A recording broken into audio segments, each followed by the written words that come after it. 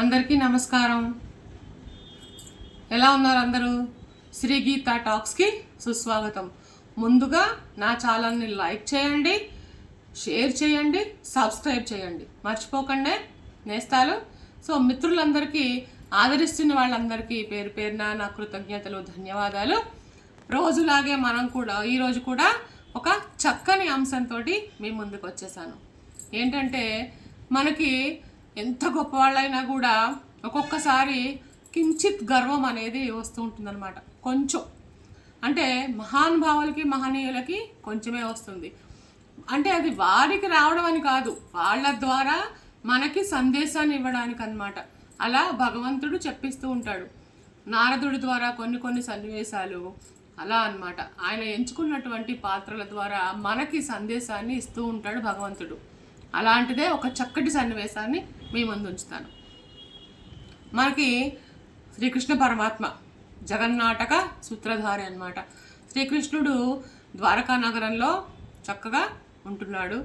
ఆయన దగ్గరికి గరుక్మంతుడు, మన గరుడుల వారు వచ్చారనమాట. వాయువేగంతో రెక్కలతోటి తుఫాన్ లాగా వచ్చారు. ఆయన వచ్చి స్వామిని దర్శించుకున్నాడు. విష్ణుమూర్తి వాహనం కదా గరుడు.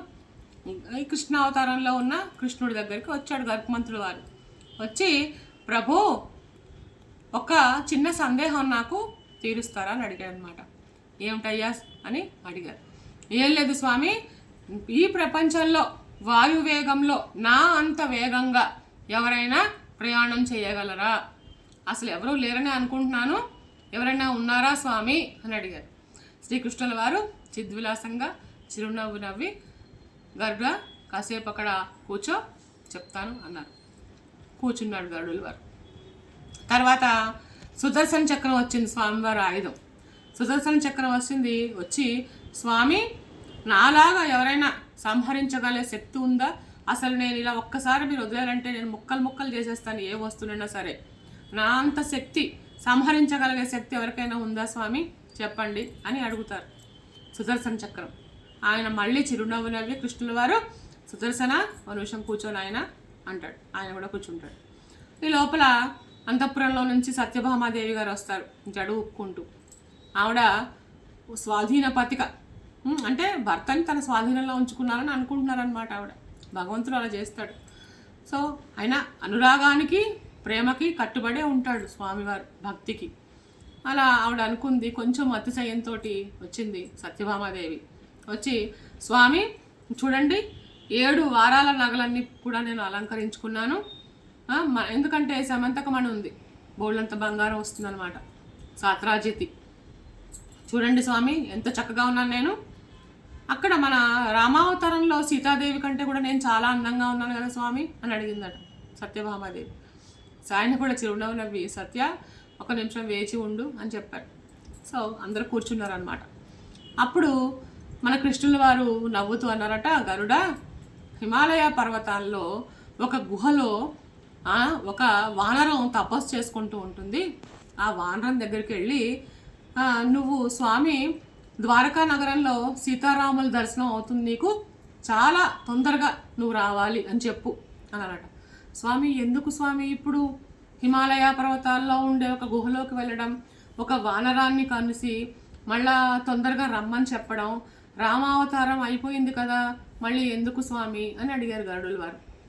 నీకే అర్థమవుతుందిలే నాయన, చెప్పు, మనం వెళ్ళు అని చెప్పారు.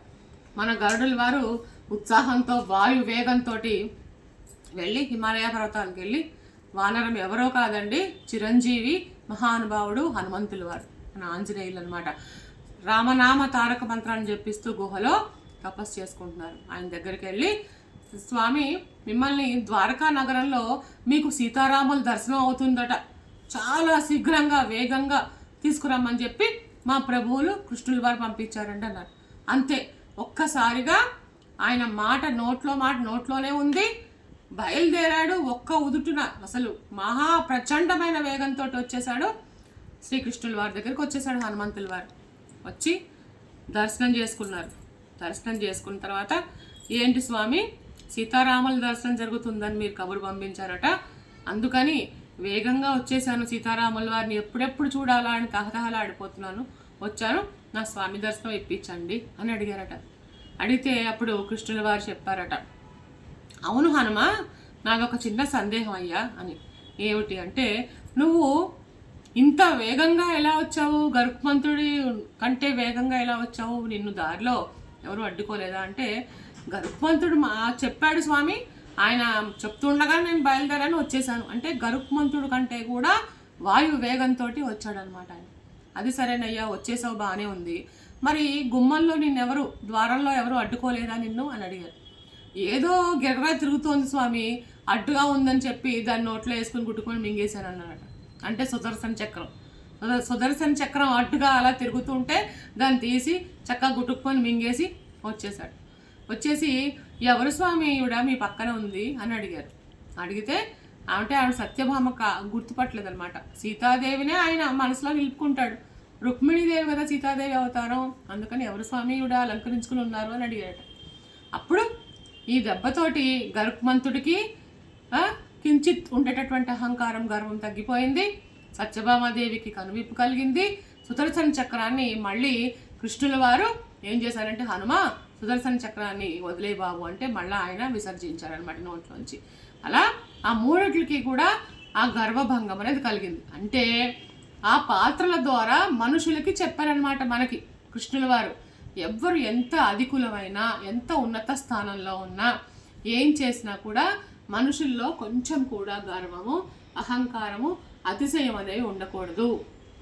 మనల్ని మించిన వాళ్ళు కూడా ఉంటారు, మనం ద్వారా వాళ్ళకి మన ఈ సందేశాన్ని ఇవ్వాలి అని ఈ సన్నివేశాన్ని ఆయన ఏర్పాటు చేశారు మహానుభావుడు శ్రీకృష్ణుల వారు అనమాట. అప్పుడు ఆయనకి చక్కగా సీతారాములతోటి దర్శనం ఇప్పించారు మన ఆంజనేయ స్వామికి.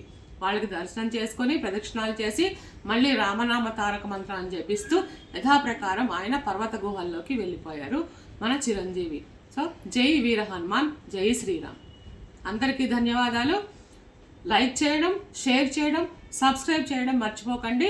శ్రీగీత టాక్స్ని ఇలాగే ఆదరిస్తూ ఉండండి.